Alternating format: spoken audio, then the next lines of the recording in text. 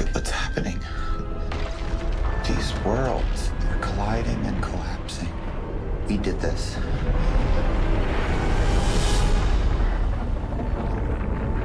We're destroying the fabric of everything. You have to stop. It stops when they fixed it!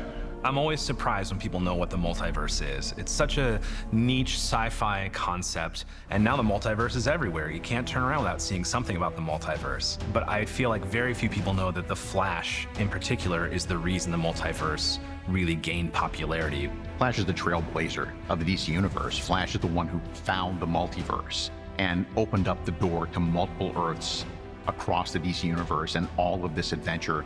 Back in 1961, Gardner Fox and Carmine Infantino in Flash of Two Worlds were the first ones to see Silver Age Barry Allen go back in time and meet Golden Age Jay Garrick. Barry Allen, the Flash, finds himself teleported to another version of the Earth that he lives on. And on this other Earth, there's another Flash, Jay Garrick. And that was really the creation of the multiverse. Nowadays, doesn't sound like that special a thing, but back then it was revolutionary. So many of the superhero movies owe a debt to that comic. It's expanded the idea of what DC Comics could do, what comics could do. It's the idea that anything can happen. It's the best tool for any storyteller ever. If you find a knot or a logical problem in the story, it doesn't exist anymore. It's a multiverse. There's different reiterations and different incarnations of the same story. It's like cooked spaghetti. The multiverse. When I had started writing the project and I was playing around with the Speed Force and the idea of time travel and how to represent it on screen, I knew I wanted a sense that time was all around us, that it wasn't just linear.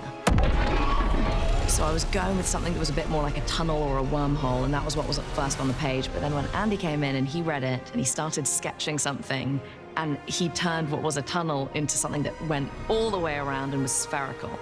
We've seen all kinds of time-traveling devices, tunnels, or just teleportation. I wanted to create a different version of time traveling, something that we hadn't seen before. When you run really, really fast and you break the barrier of speed light, you find yourself in this new space, which is a huge dome, a huge stadium created of memories.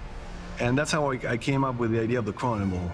The Chronoball is Andy's concept for a space that Barry enters to basically see his life laid out before him and to try to go to various points in his past. And when we first talked about it, it seemed pretty hard.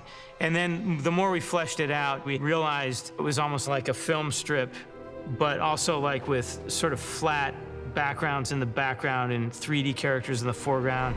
In terms of photography, what we needed to do in order to make the join between what we photographed with the actors and the world that was obviously a world that was going to be entirely created in animation, was to connect the two things by light, so that there's animation in the light on the actors that is relevant to the animation of light in the background. And when those two things are joined, then that enables the thing to be a whole. It's a very complicated 3D construct, and it's one of the things that made this movie the most data-heavy movie I've ever worked on in my life. The amount of storage that we have for all our data sets are just huge, because all of these things in the Chronoball have to animate, and they've all been volume captured, whether it's his mother, father. It's a kaleidoscope of all these images from his past, and now they're starting to come to life, and it's very exciting. It was something I'd never seen, and I just thought, what a fantastically original way to depict the space-time continuum, but also this idea of multiple universes. You can visually appreciate all these worlds coming into a collision path. In each world, we see a different character that we know from previous movies that we saw in the past. And we see George Reeves. It's Superman! We see Adam West. And if only the Joker would think of that. We see Christopher Reeve. We see Helen Slater, who played Supergirl. And that's a little wing there because they appear together in the same world, which is something that never happened in movies before. They never get together. And then, as a bit of a surprise, we see Nicolas Cage playing Superman.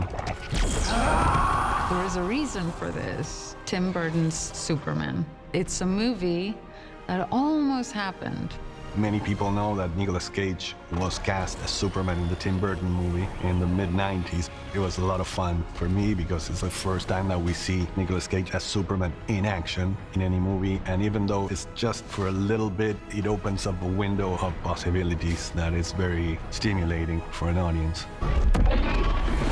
Is this back enough? Yeah, I guess so. Being able to play with the multiverse with the DC characters has been incredibly fun and freeing, and my hope is that it really brings just a boost of energy to the cinematic universe. This multiverse makes it a more compelling story. It creates a sustainable way of using time travel. Obviously, it's almost particular to the Flash, but I wouldn't rule out that it's used again, in the future. So I think it's very sustainable for adventures to come.